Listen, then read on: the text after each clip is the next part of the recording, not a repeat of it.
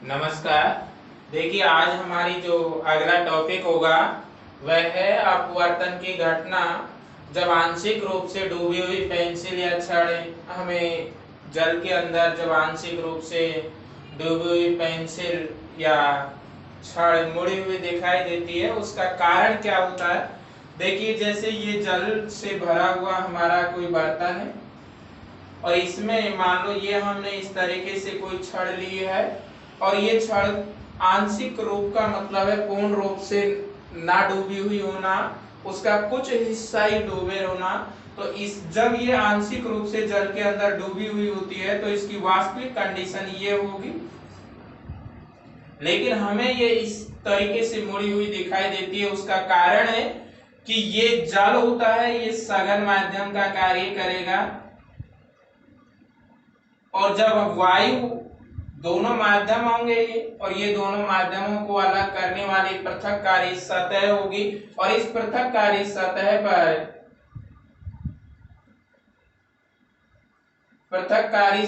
पर से अपने मूल पथ से विचलित हो जाती है। जब प्रकाश की किरण सघन माध्यम से विरल में जाती है, सघन से विरल में जाती है, तो अपवर्तित प्रकाश की किरण अभिलंब से दूर हट जाती है, अभिलंब से दूर हट जाती है। और जब प्रकाश की किरण विरल माध्यम से सघन माध्यम में प्रवेश करती है तो अभिलंब की तरफ झुक जाती है, अभिलंब की तरफ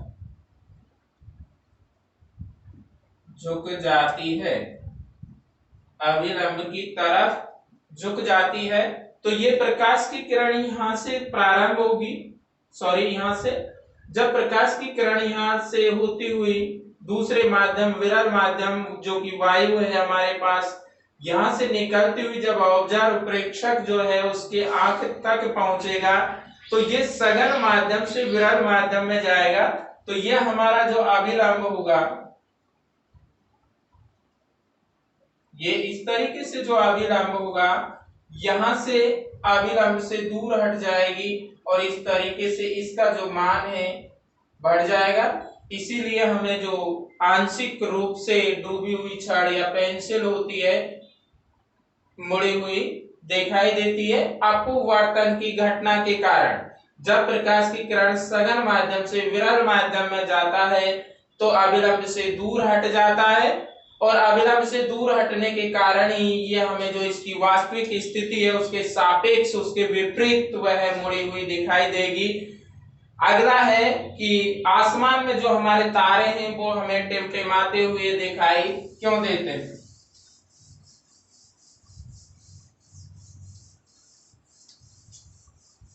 आसमान में जो तारे हैं, देखिए सेकंड घटना है आसमान में तारों का टिमटिमाना, टिमटिमाना।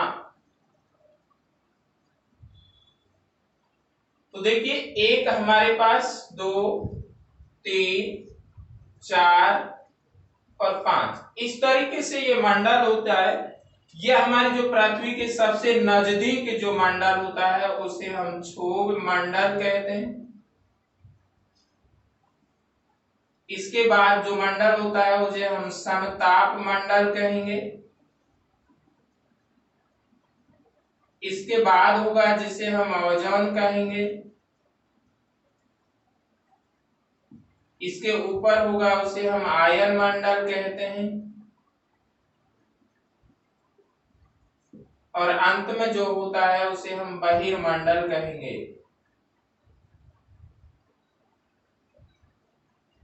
उसे हम बहिर्मंडल कहेंगे। तो जब प्रकाश, ये यहां पर तारे होंगे, तारे यहां अंतरिक्ष में होंगे,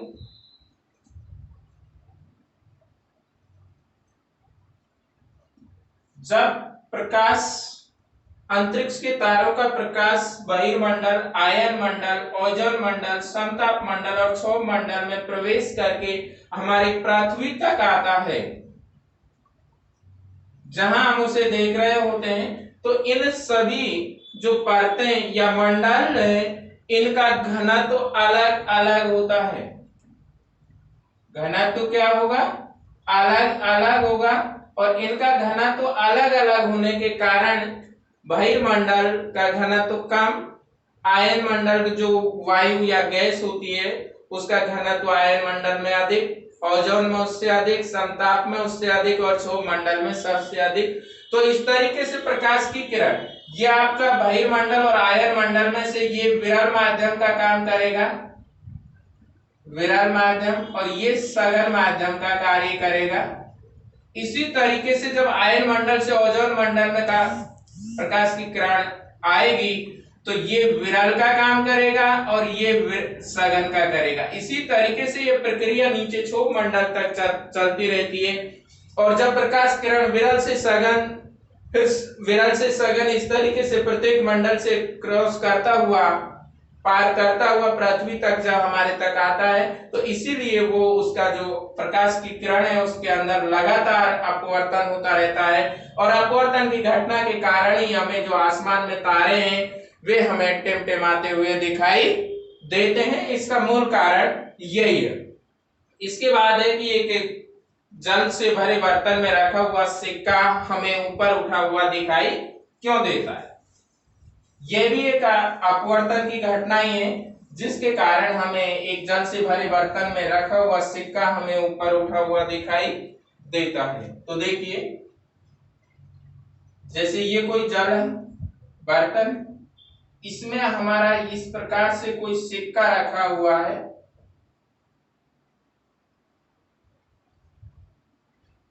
इस तरीके से ये जल से भरा हुआ है।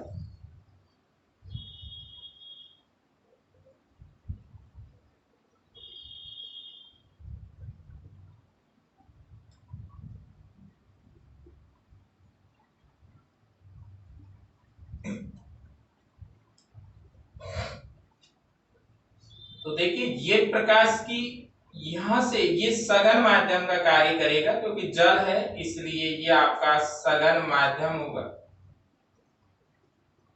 और यहां मान लो ये आपकी प्रकाश की किरण है अपवर्तित,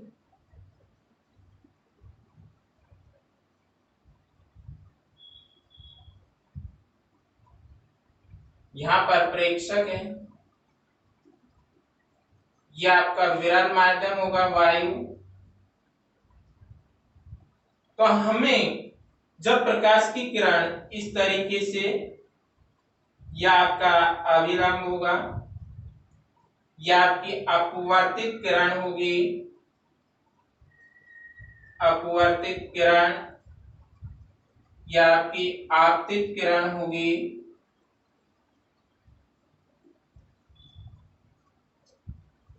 और यह आपका अविलंब होगा।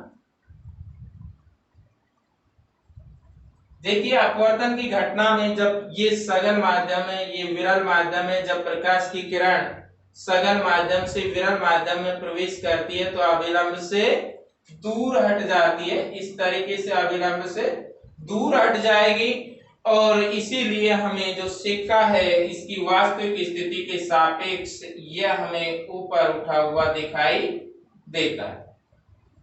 इसकी जो वास्तविक कंडीशन है वह है आपकी कंडीशन यहाँ पर होगी, सॉरी, ये आभासी कंडीशन होगी, ये वास्तविक स्थिति होगी, वास्तविक स्थिति, और ये आपकी आभासी स्थिति होगी, आभासी स्थिति।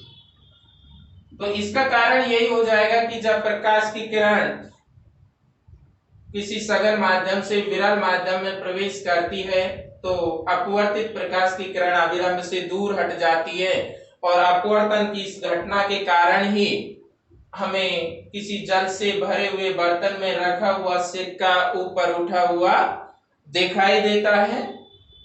और नेक्स्ट जो एनालिसिस होगा उसमें सूर्योदय से पूर्व एवं सूर्योदय के बाद जो सूर्य का दिखाई देता है सूर्य क्यों दिखाई देता है, उसका जो कारण होगा वह भी आपके अपवर्तन की घटना होगी, लेकिन उसके लिए आप अगले वीडियो में देखें। इस वीडियो में बस आपके लिए इतना ही।